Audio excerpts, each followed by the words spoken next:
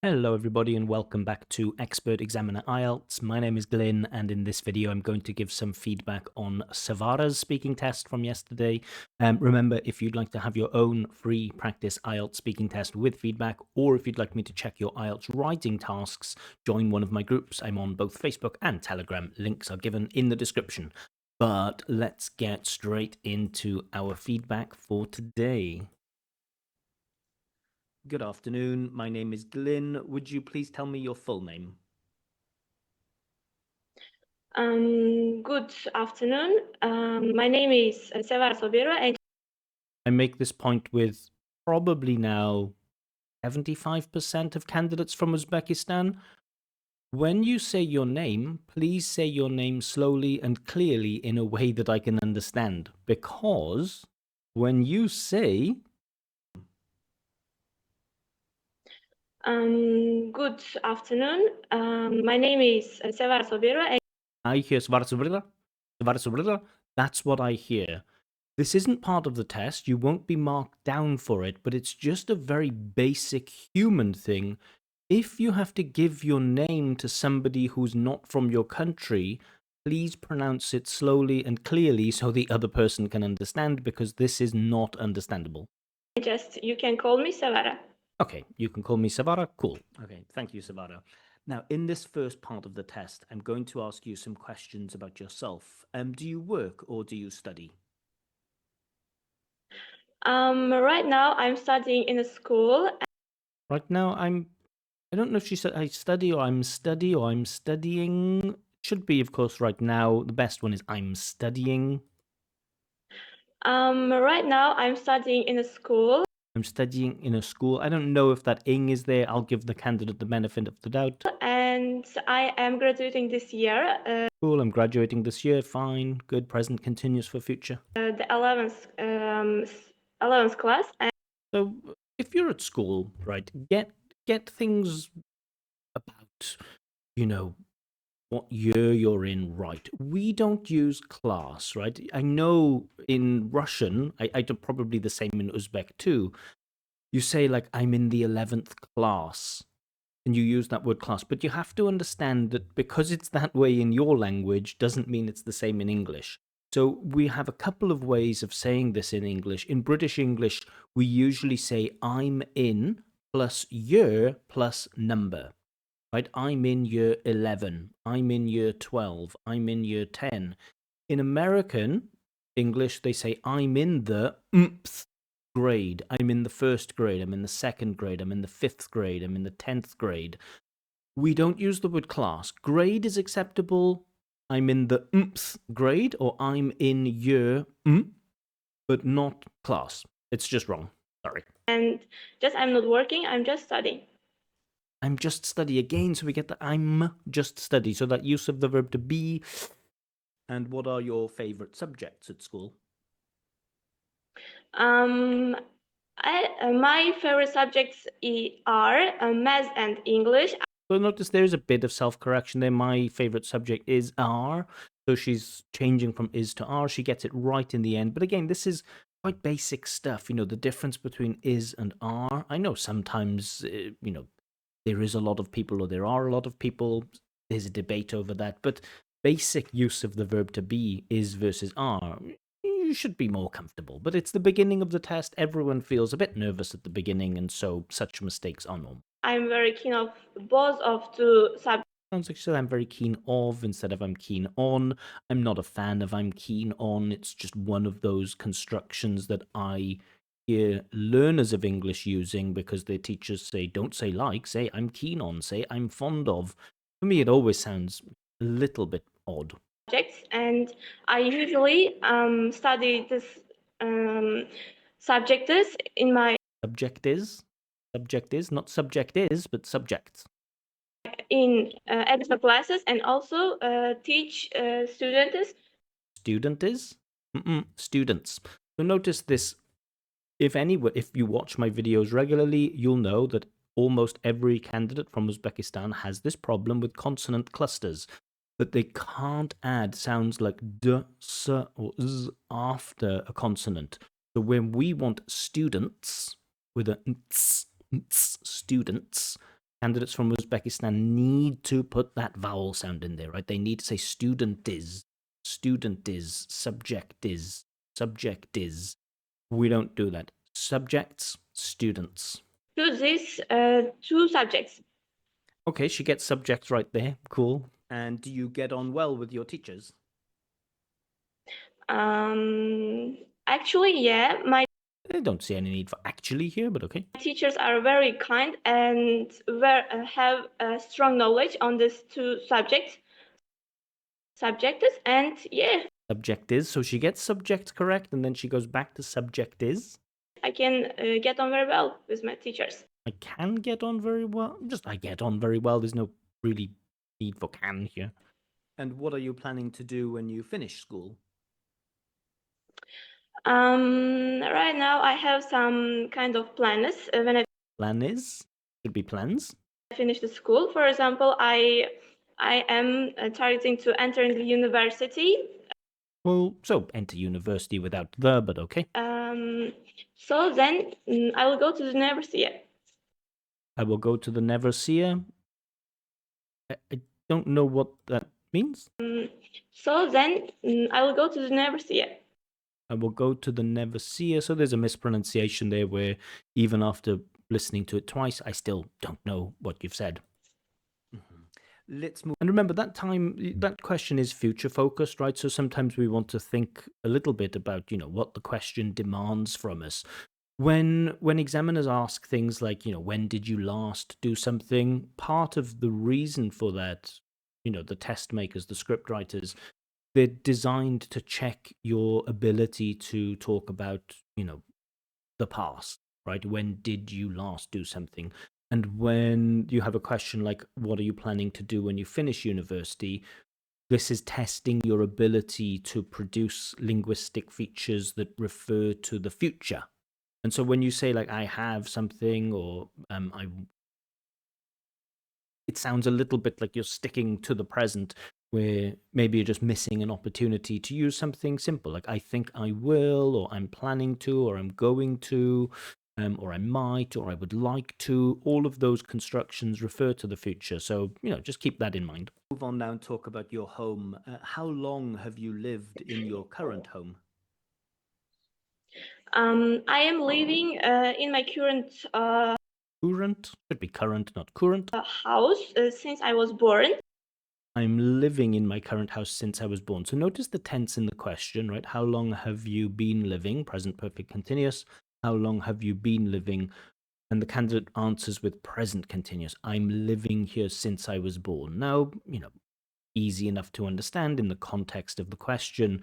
However, for me, it does show, it is an indicator that there's not a deep knowledge perhaps of tenses there.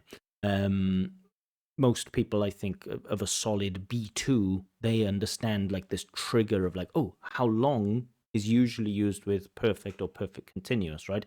I've had this phone for a long time, or I've been living here since I was born, using for and since.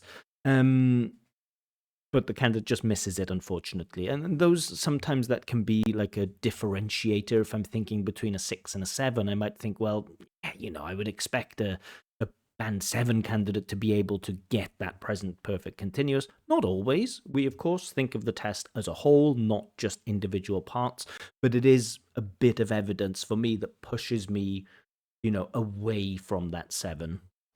And we haven't moved on to anywhere else. We haven't moved on to anywhere else. Okay, cool. So far, and I live in a house with my dad.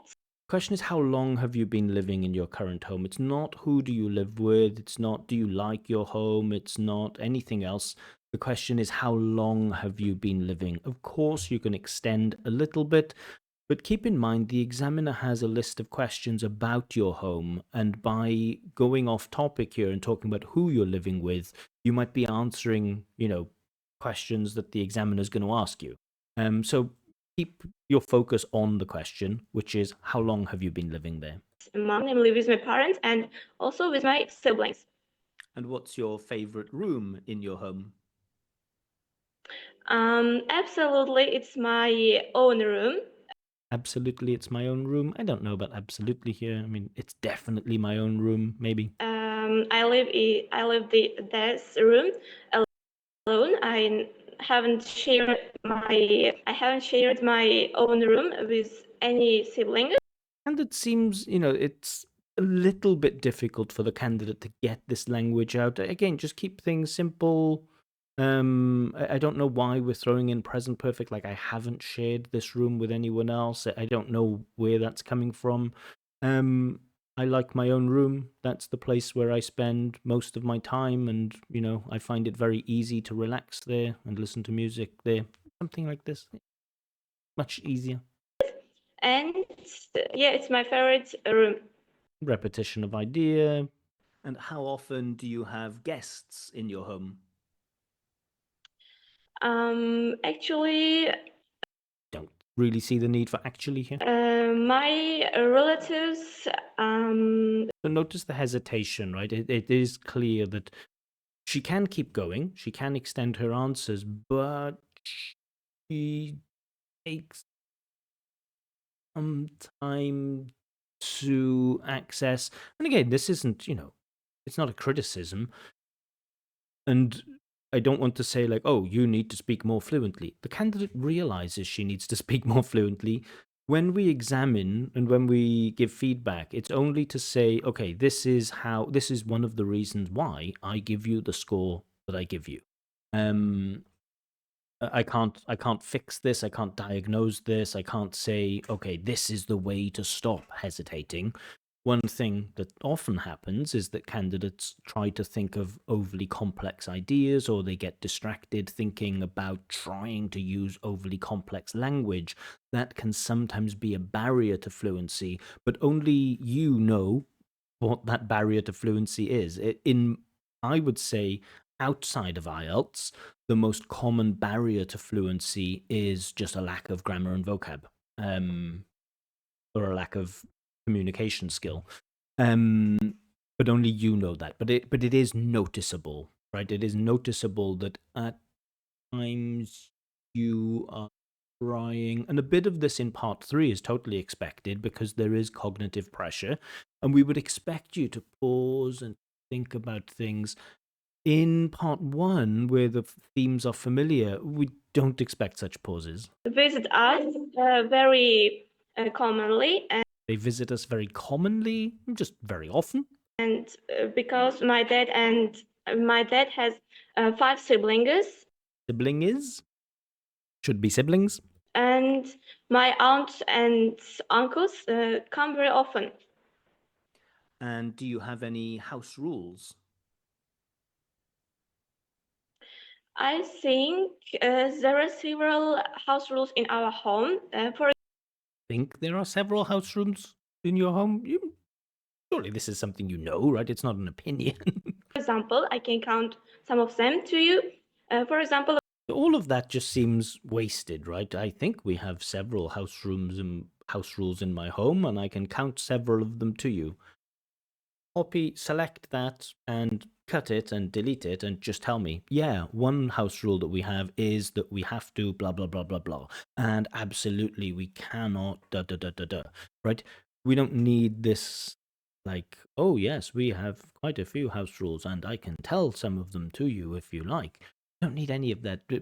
Just into the heart of it. we have to eat the dinner together all the time. Cool. Have dinner is better than eat the dinner, but okay. Whenever it's time to having a dinner, I like the whenever. I'm always a fan of the whenever clauses, but not whenever it's time to having, but whenever it's time to have. So quite a few basic grammar mistakes get creeping in there. we all gather together. Gather together, for me, sounds a bit stranger than get together. Get together is great. Gather together, it's perfectly fine. Theoretically, semantically, there's no problem with it, but stylistically, it doesn't feel like the most natural phrase. I don't know anyone in the L1, of all of my L1 English friends. I don't know anyone that says gather together. Maybe one or two upper middle class English people, but yeah, they don't know. Around the table, and sit and eat together dinner meal. Yeah, sit together and eat the dinner meal. No, the dinner meal, again, that's not natural phrasing. Just dinner. The dinner meal. Yeah, thank you. Let's talk about museums now. Do you like going to museums? Just to be positive, though, I do think the candidate does a good job of continuing to speak. She clearly tries to develop her answers. She's clearly on topic. And in terms of her communicative achievement, she explains and answers the questions directly. One or two, cases where she just goes a little bit off topic, but so far she's doing a great job of answering the questions in a fairly human way. Not the most natural language, but communicative achievement here is very good. Museums? Yes, This question is about museums. of course. Museum is the thing that I Museums is the thing. Museums is plural. love very Museums is much, and it's kind of thing that the cup of me. And the cup of me. So this is a good example of why I recommend not using idioms at all. You can use some idiomatic language, but that's not the same as idioms. The candidate's trying to use "it's my cup of tea," which, is a cliched thing that you often find in textbooks. Now, of course, L1 users use it from time to time. It's just not my cup of tea. Usually used in the negative more than the positive. I don't know who really says, "Oh, that's my cup of tea." People usually use it in the negative. That's not really my cup of tea. But the candidate, just because she's under pressure and she's maybe not sure and it's not a natural part of her communicative repertoire, she gets it wrong. Notice what the candidate says instead of "it's my cup of tea." very much, and it's kind of thing that the cup of me. I think she's saying "it's my cup of tea," but it's the kind of thing, the cup of me. I think she's trying to say "it's my cup of tea," but I could be wrong. But I think it's under pressure. She's attempting to use an idiom because somebody has told her you need to use idioms in the IELTS speaking test, which is, if somebody has told you that, then please, please, please, please clip this part and say, and show them you do not need to use idioms in the IELTS speaking test. Idiomatic language, fine, but idiomatic language can be something as simple as to turn my TV on, right? That's a bit of idiomatic language. When you look at it in the band descriptors, flexible use of idiomatic language or something like this, we are not talking about the grass is always greener on the other side, or that's the way the cookie crumbles. You don't need those long proverbial phrases. Yeah. And we usually go to museums with my classmates. We go to museums? Who is we here? I think you mean I go. And again, this is, I don't speak Uzbek, but I do speak Russian, and I know in Russian they say like мы делаем что-то с друзьями. We go to with my friends. In English, we don't. I go there with my friends and I go there together, but not we with my friends. And notice she says not classmates, but she says classmates. For me, there is a clear, systematic problem with consonant clusters in the candidate's pronunciation. I think apart from that, the candidate's pronunciation is really nice. Okay, maybe we get a bit of like whenever instead of whenever, like the v and the w slightly off. But in terms of intonation, she's really good. Her intonation is fantastic. There are some lapses in rhythm over long sentences, but I think her intonation is really, really nice and her pronunciation is very clear. But there is that systematic problem with the id, is, classmate is. It's kind of thing like museum tour. And also I visit alone our local museum. I visit alone our local museum, so the word order is a bit strange. I visit our local museum alone, not I alone. And what are some famous museums in your town, city, or country? In my country, there are several well-known museums. For example, Okay, several well-known museums. I like that well-known. Very nice. National Tashkent Museum. It's located in the Tashkent, and it's well known for ancient sculptures, kind of stuff that Cool, she's nailing some topic-specific vocabulary, like sculptures, really nice. found in ancient places, historical places, and You don't need to double up, right? Ancient places, historical places. When candidates do this, to me, it's a signal that they're not very confident in the vocab that they use because they feel like they need to tell me they need to give me 3 words. You can say ancient places without using the word historical, or you can just use the word historical without using ancient. It seems like a bit of a tautology, like a historical place, an ancient place. Like, yeah, I visited once this place, and I visited once this place. Again, word order should be I visited this place once. it was very huge and enormous. It was very huge and enormous. So I really don't like this stacking of synonyms. Why? It's not very efficient, right? It's huge and enormous. What does that mean? It's huge, it's very big, and enormous, very big. It's very big, and it's very big. I like football, and I like soccer.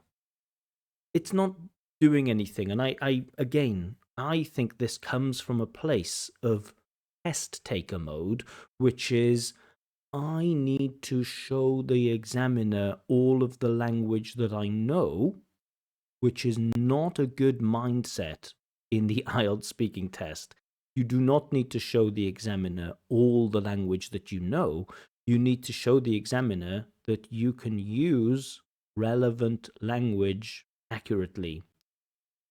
It's a huge place. It's a very big place.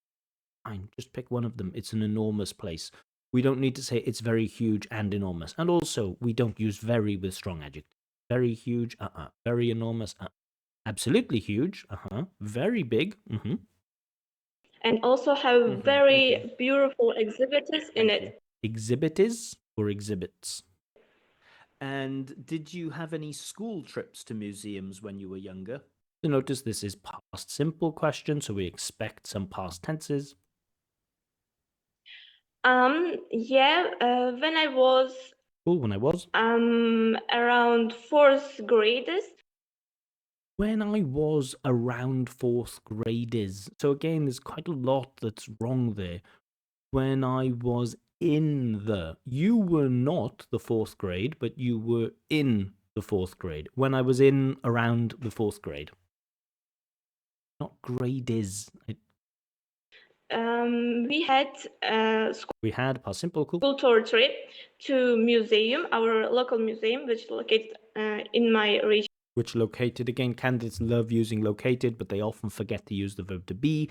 This is a passive construction, right? To be located, or a participle adjective, to be located, which located, which is located. Again, I'm analyzing this through a Russian lens where they have this verb nachodится, which means to be located, but in Russian it's a verb, so you don't use that verb to be. Maybe that's causing the problem, but again, it's noticeable small error with grammar. We went with my Nice. classmate. But again, we went with my classroom.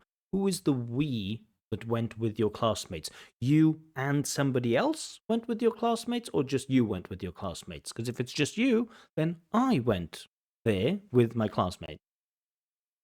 And watch a lot of exhibitions. But watch, really, we want looked at or saw. I don't know if she says watch or watched. In my region, we went with my classmates and watch a lot of exhibitions. No, that's definitely present tense, so that's disappointing.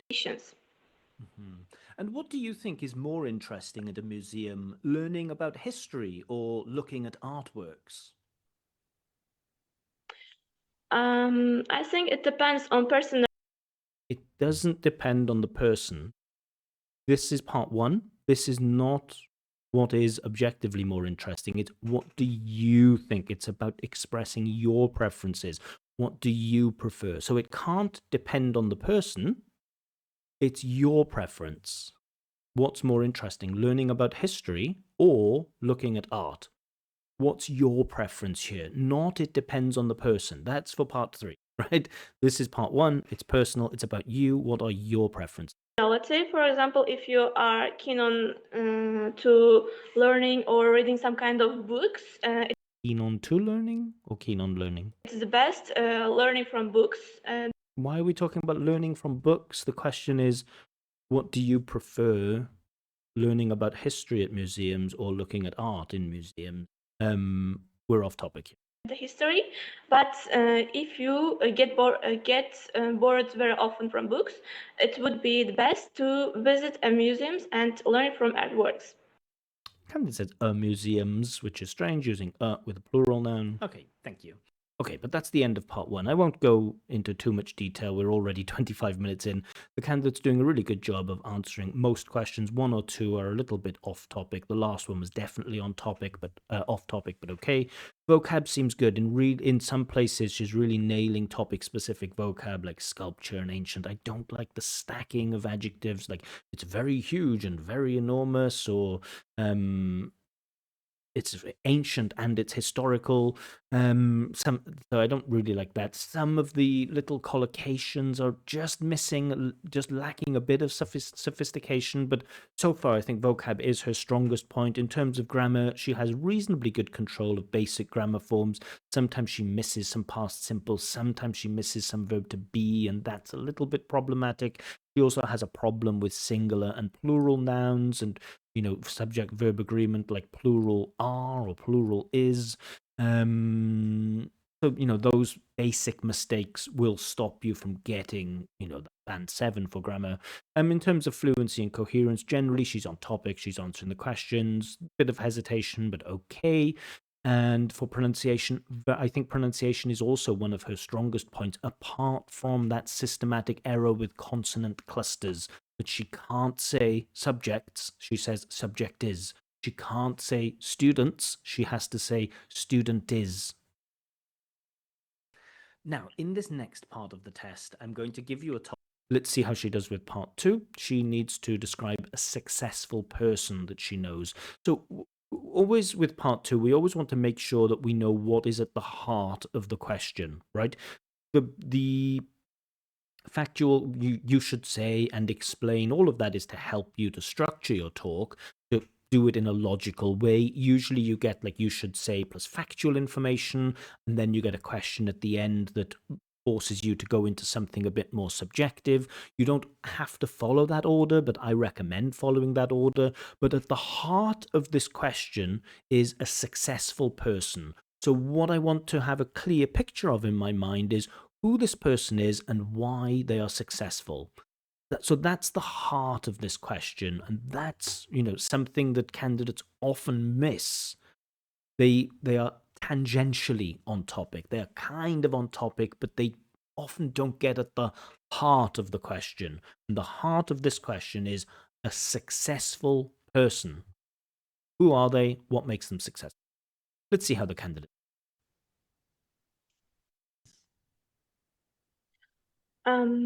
Okay. So far, I've seen a lot of persons who is very successful. A lot of persons who is, could be a lot of people who are. Some of them are acquaintances of me. Some of them are my acquaintances, maybe. But some of them are very well-known persons. Again, I don't like this use of persons in the plural. I know if you go to a dictionary, you'll find the word plural of person is persons. In regular speech, the most common plural form of person is people. I know sometimes in legal texts or in lifts, you say like maximum 10 persons or something. In everyday English, the plural of person is people, not person. That even don't know me. But right now I'm going to talk about one of the best successful person. So one of the most successful person, but after one of the most, we want plural noun. One of the most interesting places I've been to, one of the most interesting people I know, one of the most interesting things I have, one of the superlative plus plural noun. Now, very well, and he is my English teacher. So she takes, about 30 seconds, I think. I actually wrote down 28 seconds, the intro. It's a little bit long. You can have like a little introduction of 10 seconds, 15 seconds, maybe. 28 seconds for me is just a little bit long because the examiner is thinking, okay, get into it. It's like if somebody asks you, okay, tell me about a sport you like. And if you speak for 28 seconds without mentioning what the sport is, it creates a little bit of, not frustration, but it creates a little bit of confusion maybe in the listener. Like, tell me about a sport that you like. Okay, well, I like different sports, and sport I think is a very good thing for health. And all over the world, a lot of people watch sport, but also some people do sport. And I think in general, sport is. But again, what is the what sport? Tell me what the sport is. So a little bit of background is okay, but 28 seconds, it's quite long. Who is often at the educational center in the middle of Navai region. And Okay, so it's a teacher she knows who's opened an educational center. Cool. Tell me about the success of this person. this educational center called Big Ben. Is called, not called, but it should be is called. Okay, so the educational center is called Big Ben, but tell me about why this person is successful. Which is located. Don't tell me about the location of Big Ben. I want you to tell me about this person and why he's successful. Near to middle of the Navai, and he spoke very much to us about his success story. Okay, now tell me what this success story is. At first, he accepted very more than 10 high-ranked universities Ranked or ranked? at first, and Okay, so he accepted 10 high-ranked universities. I don't know what that means. He accepted. Maybe he was accepted into, maybe? it was kind of universities that I dreamed of. Okay, nice. Okay, dreamed is a mispronunciation again, but the kind of universities I dreamed of, we have something called a reduced relative clause, which is a really good complex sentence. And but instead of going to the high-ranked universities, Cool, I like this. Instead of doing something, he blah, blah, blah, blah, blah. That's nice. he chose to stay in his hometown. Okay, cool. That shows that he's like humble. That shows that he cares about or he likes his hometown, which is fine. But it doesn't show me that he's successful. Talk about his success story.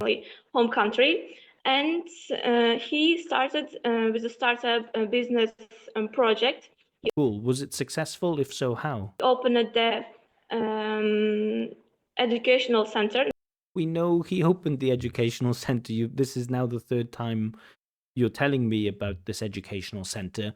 But what makes it successful? Namely private school, which is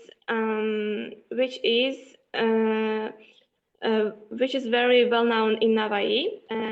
According to this plan, in this private school, According to this plan, the students have to learn the several languages. the students have to learn their several. So again, word order have to learn several languages there. Okay, you're telling me about what Big Ben, the educational center. You're telling me about the program there. Describe a successful person you know. Like English, Korean, Turkish, Not a good idea just to list languages. I'm sorry. and also Spanish. And also there are another several courses. Okay, thank you. There are another several courses. So another is singular. Another course. We don't use it with plural. Another several courses don't work. Some other courses, fine. Like math. And Thank you. another. Okay, so time is up. I don't feel like the candidate has described a successful person she knows. She's mentioned, I know, so what do I know? I can take away from it that there's a guy, it's her teacher or it's a teacher. He's super smart. He got accepted, I guess, into several high-ranked universities, but he said no to those universities and decided to stay in his hometown. He decided to open an educational center, and at this educational center, which is located in the center of Navarra, sorry, I don't know the region, I'm really sorry. And in this place, you have to study Spanish and Turkish and Korean and English and Spanish, and there are other courses, but you haven't really got to the heart of the topic, which is describing a successful person who you know. Okay, everything else, the same as part one. Decent extension, some nice grammatical structures in there. But again, sometimes missing verb to be, and with the pronunciation, we have this id problem, which is persisting. So, I think even without part three, I know what scores at this stage I'm probably going to give the candidate, but let's get into part three. Thanks. All right, so you've been talking about, and of course, with school pupils, even if you're in your final year of school, the big challenge of part three is that very often as a candidate, you don't have enough life experience to engage meaningfully in the questions. And I don't mean that as like any criticism of candidates. I'm thinking of it from my own perspective.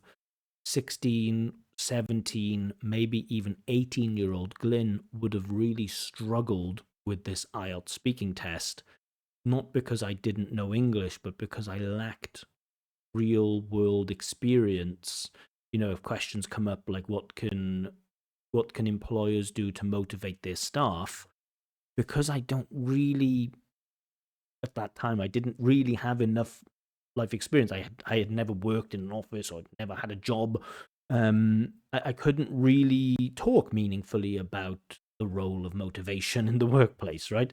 And I think that's something that we see over and over again. I've had quite a few candidates now who are like in their final year of school from Uzbekistan. They get these difficult questions and they just have no idea how to deal with them. This teacher who's a successful person. Let's talk a little more about success now. What personal qualities do successful people usually share? Motivation, ambition, drive, curiosity, a willingness to take risks. Those are all qualities. I think there are several characters that Again, not characters, but characteristics. We don't need to like introduce this as an essay, right? There are several characters that blah blah blah blah. Just get into it. I think they definitely have to be ambitious, or most successful people I know are curious, right? We don't need the introduction part. successful persons usually share. For example, first of all, this is the leadership Cool. that successful persons have. Persons, but people. If you want to be successful, you have Cool. Love this wannabe. Very nice. to be a leader. Don't give advice here. If you want to be successful, you have to. Your job isn't to give advice, to tell people what they have to do or they need to do. Your job is just to describe to me different qualities that successful people share. Of your group, lead the big groups, and Group is or groups? have to be a personality that can be a leader. Yeah. Okay. You haven't really explained why. You've just, kind of kept repeating leader. You have to be a leader. You have to have good leadership skills. So leadership is one quality. Can you think of any others? Yes, there are another qualities. Another quality or other qualities, but not another qualities. For example, accept leadership. You have to. Not you have to, right? So you're not giving advice here. You're not giving obligations. You're not giving rules. The question is, what are some qualities that successful people share? Not give advice. Successful people are generally, or they are mostly, or on the whole, most successful people are, not they have to. Have to be positive. Okay, successful people have to be positive. Good luck explaining this. In the life, and also you have to Are you going to explain why they have to be positive, or why positivity is something they share? Be well behaved and well Well behaved? Why? educated. Knowledge is the one of the key characters. I absolutely agree that successful people are generally knowledgeable, but do do some explanatory work here. Explain to me why positivity leads to success, or why being knowledgeable leads to success. That successful persons should have. And do you think being ambitious is always a good thing? No. Is being ambitious always a good thing? Is it always positive? Yeah, I think if you kind of person that have determination toward its aims, ambition is the very important and a good quality for person. Okay, fine, you're on topic, but your answer is short. And do you think there are ever any cases where being too ambitious could be a bad thing? I'm trying to force the candidate into balancing here. I think it depends on personality. No, the question is, can it ever be a bad thing, right? And so your task is either to say, no, ambition is always positive, or to say there are some cases where ambition can be negative, for example, blah, blah, blah. Ambition is kind of thing that you have to aim something and Is it always positive? Can it ever be negative? Yes, no, and why? have to start move towards your aims. And if you Move towards your aims. The vocab is nice. don't do this, I think it would be kind of bad thing. Mhm. And can failure ever help someone to become successful? There are some sentence related to Sentence, but maybe some saying or some expression. failure. Failing, namely, is the starting point of I don't know about the use of namely to correct failing, namely. I don't know about that use of namely. your success. And it's disappointing because I really think probably I can just make out bits of the language. And I think this is probably the question that she answers the best in terms of coherence. But this is also the point where she has some internet problems and I just can't make out what she's saying. Namely, if you fail, you gave a clear story. You're failing toward your But the way she set it up with the expression about failure, relating to that idea that, failure is the starting point of progress or something like this, it really felt like this was the question that she was really going to answer really well. But unfortunately, connection problems, I can't judge it. So I just have to copy, select, copy, throw it away, and ignore. mistakes and Mistakes, not mistake is.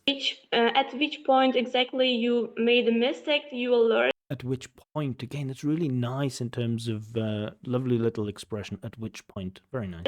Your failing things, yeah. Let's move on now and talk about societies and success. How has the definition of success changed over time? So what we're looking for here is an idea about success that we in the past that they had but we don't have now, or an idea about success that we have now that they didn't have in the past. You can use some language like used to. People used to say blah blah, or people don't blah, da, da, da, da, da, anymore. That's the type of language we're looking for when we're talking about changes. Not the only language. I think success is kind of thing that everybody rank it according to their fields. It's not an answer to the question. How has the definition of success changed? That's not an answer. For example, in the life, it's general worked toward some persons who achieved very much things, namely Very much things, namely, and no. more and more things in the Namely, more and more things. So again, that use of namely is namely should be used to give an example here, and namely is a tricky one because namely is not a direct synonym for example. Namely is often used when we give like the most important example. A complicated little adverb, and you have to be careful with it because you've used it twice and it doesn't quite work. Life and earn the top places in everything. Yeah, so we haven't answered the question of how the definition of success has changed. Do you think ideas about what a successful person is was different in the past? I'm trying to, paraphrase the question, like, okay, candidates have one more attempt at it. I think no. We don't just use I think no in English. I don't think so. There is not much difference between the past and today's opinion about Well, there's not much difference between. That's really good vocab, decent grammar too. the success. There really is, despite some of the awkward phrasing, there is quite a lot of decent vocab in there. And this is the same as its best. And she's difficult to say she's off topic. She's on topic. I don't think she's like dealing with the questions in a fully satisfying way, but she is, trying to go fairly deep, trying to go into the topics. Now, some people say that modern society puts too much importance on money and status. What do you think? Too much, not just a lot of, but too much. So much that it becomes a problem. So, really, the question is, can you talk about the problems that occur when society puts importance on money and status? I think it's kind of true thing. Nowadays, more and more people want to be very successful, especially in the field of finance. Okay, why is that bad? Related to money or status quo that they have, and yeah, Nice attempt at trying to use status quo there. it's normal to today's people. Okay, but again, the answer is a bit short, and you haven't really answered the question. You have said that a lot of people want to, be successful with money, but you haven't really made a case why it's true that society puts too much pressure on money and status, or too much importance on money and status. And finally, what would a successful society look like, in your opinion? It's a horrible question, isn't it? Really difficult. Really, really difficult. First of all, successful society have to Society has to. own some And the candidate always overuses this have to. I don't know why there's so much have to in there. characters. For example, every single person in the society should be educated, Cool, agree. namely well educated, Namely, well educated. Again, this use of namely, that's not the correct use of namely. in several different fields, Field is or fields? especially in health, education, or some kind of science subjects. And also, they have to be well behaved. Okay. Well behaved, fine. I agree. But can you go into detail what you mean by well behaved and why it's important to be well behaved? Thank you. That is the end of the test. All right, so that's the end of the test. A very decent attempt. Gave it a good shot. Let's get into some marks here. So some examiners, they start low and work up. I usually, think about approximately what the score I want to give is, and then look at the one above it just to make sure it's not. So I think it's band 6 for fluency and coherence, but I will check out 7, 6, and 5. So looking at 7, why isn't it 7? Readily produce long turns without noticeable effort. No, I think there is noticeable effort in many of the candidates' turns. The hesitation and self-correction don't affect coherence. I disagree. I think coherence is lost as a result of some hesitation. Flexible use of discourse markers. Okay, I think she's okay with the discourse markers, maybe close to a band 7 for that. Able to keep going. Yes, she is. Demonstrates a willingness to produce long turns, a willingness. Yeah, maybe not always in part 3, but in general over the course of the test, yes. Coherence may be lost at times. There are occasions when coherence is lost. Range of spoken discourse markers. Yeah. Why is she better than the 5? Because she doesn't rely on repetition, self-correction a lot, and slow speech to keep going. She can keep going without relying on that repetition. Sometimes there certainly are hesitations that are associated with mid-sentence searches for fairly basic lexes. That does happen even in part 1. I don't think there's a noticeable overuse of discourse markers. There is an overuse of some modality like have to and this adverb namely, but okay. I think there is enough there for the 6 for fluency. The worry for me is that in part 3, there is a problem that she doesn't always answer the question. She's not massively off topic, but the answers are a little bit shorter in part 3, and coherence is sometimes, there's a mismatch sometimes between the question and the answer. So if an examiner gave 5 for fluency and coherence, I would probably, I would say, well, I think it's probably closer to the 6, but I wouldn't fight with them. For me, 6. Vocab, this one's going to be interesting because for me, she's on the border between 7 and 6. She's certainly better than 5. I don't even look at the 5. So sufficient to discuss topics at length. Now, this could be the thing that limits the vocab to a 6, because when I look at the 7, resource flexibly used to discuss a variety of topics. Can talk about a variety of topics. She's proven that, right? She can talk about a little bit about the qualities of a successful person. She can do a reasonably good job of explaining why failure is okay and why and what a successful society could look like. So she has a vocab for that. She doesn't always go into it in a deep way. Some ability to use less common and idiomatic items. She certainly has some ability to do this. Don't like this cup of me stuff, but I like working towards their goal, something like this. Awareness of style and collocation is a little bit lacking, keen on to do or time to doing.